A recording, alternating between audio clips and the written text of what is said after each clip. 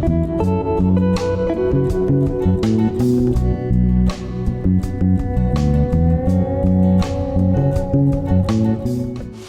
Tribuners, ketemu lagi bareng aku Nia di channel YouTube Tribun Travel.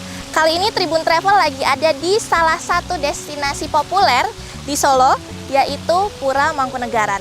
Nah, Tribun Travel bakalan melihat nih ada spot wisata baru yang bisa traveler kunjungi mulai Januari 2023. Apalagi kalau bukan Pracima Twin. Nah, nanti Tribun Travel bakalan melihat langsung seperti apa keindahan dari Pracima Twin.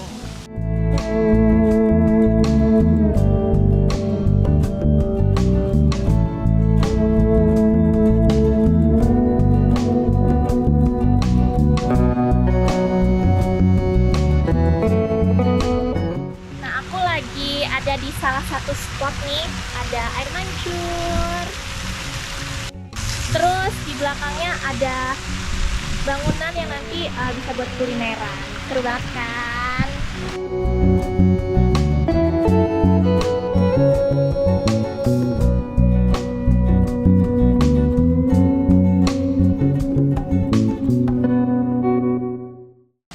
Nah, Tribuners, kali ini spesial banget karena Tribun Travel di Pracima Twin ini tidak sendirian, melainkan bersama orang nomor 1 di Pura Mangkunegaran. Siapa lagi kalau bukan Kanjeng Gusti Pangeran Adipati Aryo Mangkunegoro ke-10.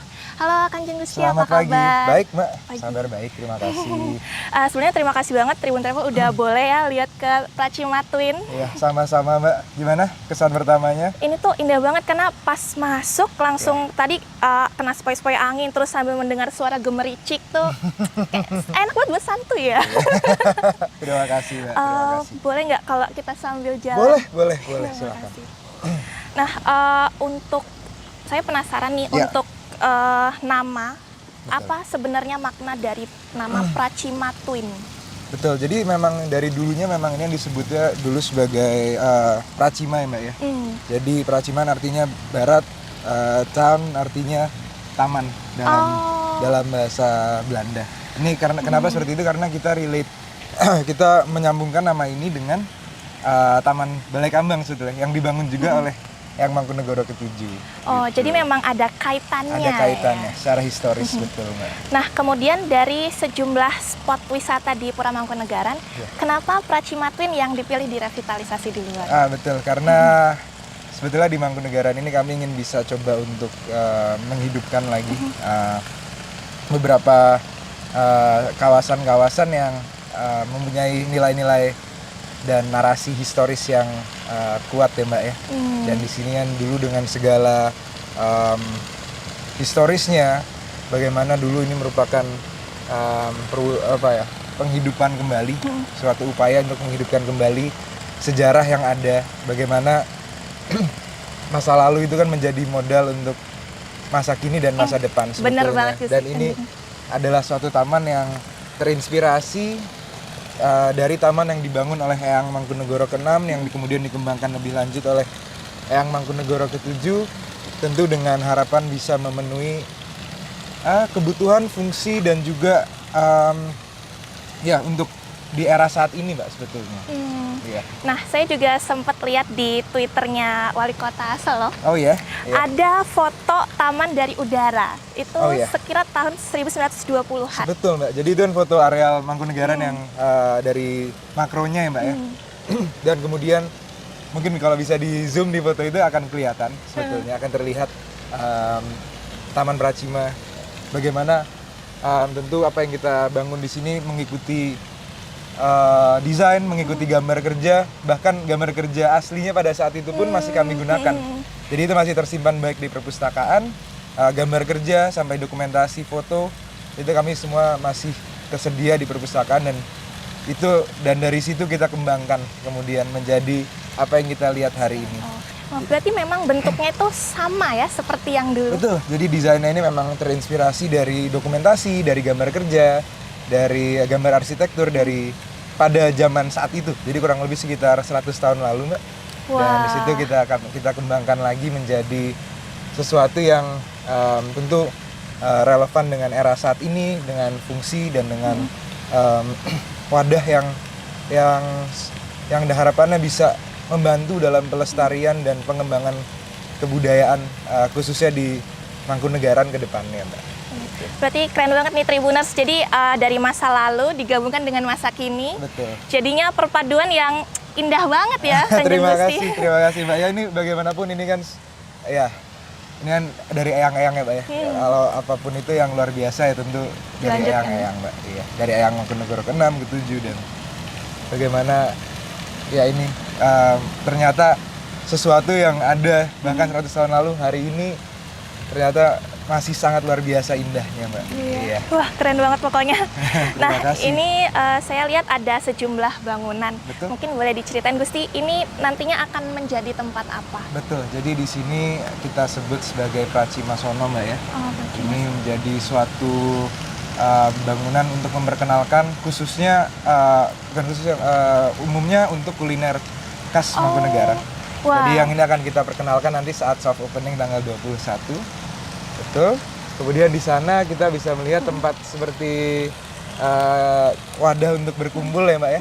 Jadi tempat untuk menikmati kopi nantinya sambil kopinya juga kita dari kopi khas Mangkunegaran. Bagaimana kopi ini kita juga di-source dari dulunya merupakan perkebunan Mangkunegaran, perkebunan kopi Mangkunegaran. Jadi tentu narasi bagaimana perkebunan Mangkunegaran ini juga akan kita angkat di sana. Jadi kuliner, kopi di sana akan menjadi tempat untuk lebih yang lebih private, lebih untuk kembali lagi juga untuk memperkenalkan kuliner, kopi khas Mangkunegaran dan selain itu tapi yang ingin kami coba lakukan itu untuk sehari-harinya Mbak. Tapi tentu untuk memperkenalkan lebih dari itu juga ada di sana ada area yang nanti untuk memperkenalkan cindramata, memperkenalkan hal-hal lain terkait Mangkunegaran misalnya batik.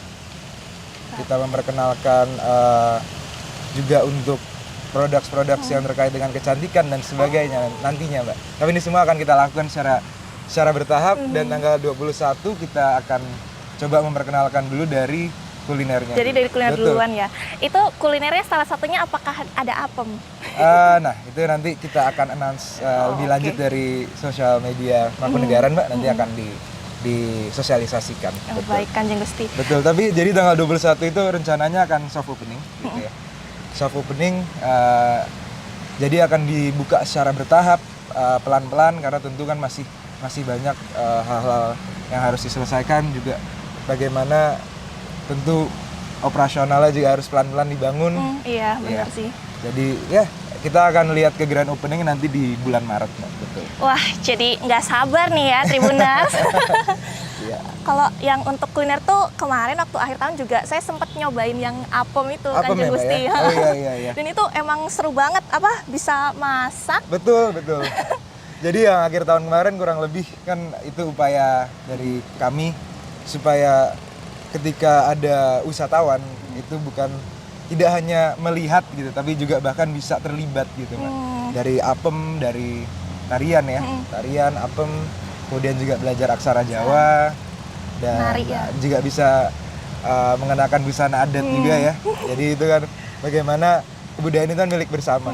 Jadi masyarakat juga bisa melihat tapi pada waktu bersamaan juga bisa terlibat langsung dan bahkan menjadi bagian dari kebudayaan itu Pak. Kurang lebih segitu. Wah, seru banget ya. Ini dari sekilas cerita Kanjeng Gusti aja udah menarik, apalagi nanti kalau datang langsung ke sini ya Tribuners. Kayaknya bakal betah banget nih nanti. Iya. Nah, kemudian kalau tadi kan bangunan, nah kalau untuk taman-taman bunga-bungaan cantik ini tuh Kanjeng Gusti juga ikut memilihnya atau? Iya Mbak, tapi ya tentu untuk detailsnya juga ada tim yang membantu ya. Jadi ya saya mungkin lebih ngeliatnya dari makronya Mbak sebetulnya. Makronya, ya. Secara konsepnya. Iya. Nah, kemudian kalau untuk desain ini kan tadi kan disebutin seperti yang dulu ya. Betul. Tapi apakah ada kayak tambahan desain masa kini? Betul. Dan itu ada di sebelah sisi Ini, yang Mbak. mana? Oh, yang di bangunan ini ya? Jadi ini kalau bangunan yang di sana, yang Pracima Loka, di Pracima Wisik itu memang bangunan yang terinspirasi dari bangunan yang dulunya pernah ada. Oh. Kalau di Pracima Wisik yang di sana, itu dulu adalah rumah cukur sebetulnya. Oh sejarahnya. gitu? Iya. Jadi dulu dari era Eyang Mangkunegara ke-7 juga sebetulnya. Jadi dulu di sana ada rumah cukur ya. Oh, wah. Di sana. Menarik juga nih, Betul. banyak apa fun fact. Nanti akan kami perkenalkan lebih lanjut. Jadi ketika nanti setelah soft opening kita akan present beberapa gambar kerja, beberapa dokumen-dokumen yang kita bisa tunjukkan juga untuk memperjelaskan lebih lanjut dari nilai, terutama dari nilai historis dan kebudayaannya. Nah, kemudian tadi kan udah disebutin juga ada kulineran, ada kopi. Tapi kalau secara umum, apalagi sih kira-kira aktivitas yang bisa wisatawan lakukan ketika di sini? Di sini, Mbak ya. Jadi kedepannya tentu akan banyak sekali rencana-rencana untuk ada event di sini ya, terutama event-event kebudayaan. Jadi yang tadi sempat saya jelaskan untuk sehari-harinya, tapi tentu akan diupayakan untuk supaya lebih hidup, akan dilakukan lebih banyak event-event. Nah itu nanti tentunya akan dikabari lebih lanjut lagi. Tapi bagaimana tentunya kembali lagi pada prinsipnya, bagaimana di sini menjadi ruang untuk menjembatani sebetulnya antara Pura Mangkunegaran dengan masyarakat lebih luas, untuk bagaimana masyarakat bisa di sini melihat suatu pengalaman yang baik, terutama terkait dengan kebudayaan, karena kembali lagi kan bagaimana kebudayaan itu kan milik kita bersama, dan bagaimana atas kepemilikan bersama itu juga menjadi tanggung jawab kita bersama untuk bisa melestarikan dan juga kedepannya juga bisa mengembangkan kebudayaan itu bersama-sama supaya bisa lebih dilestarikan, bisa diperkenalkan kepada orang, kepada masyarakat lebih luas lagi, bahkan bagaimana tentu ini menjadi suatu warisan tidak hanya Indonesia tapi juga dunia sebetulnya menurut saya. Iya, Mbak. Iya. Oke deh, Kanjeng Gusti, mungkin ini satu pertanyaan terakhir ya. Baik. Kalau setelah merevitalisasi, mungkin tantangan selanjutnya adalah mempertahankan agar tetap indah. Pasti. Nah, adakah cara khusus dari Pura Mangkunegaran untuk itu? Dan apakah nanti ketika wisatawan datang ada aturan khusus?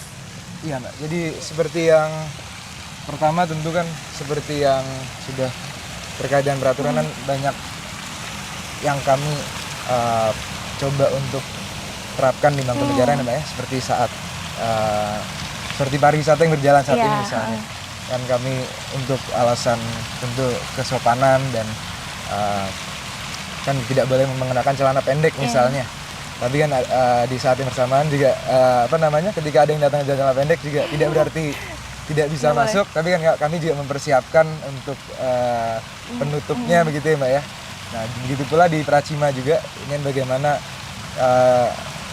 ini kan suatu nilai yang kami coba untuk pertahankan di Mangkunegaran gitu. Jadi tentu ada aturan-aturan yang harus tetap ditaati, dijaga, dan bagaimana ini kedepannya akan terus berkelanjutan, itu akan ini kan merupakan suatu upaya bersama, tentu dengan para abdi dalam juga yang ada di sini.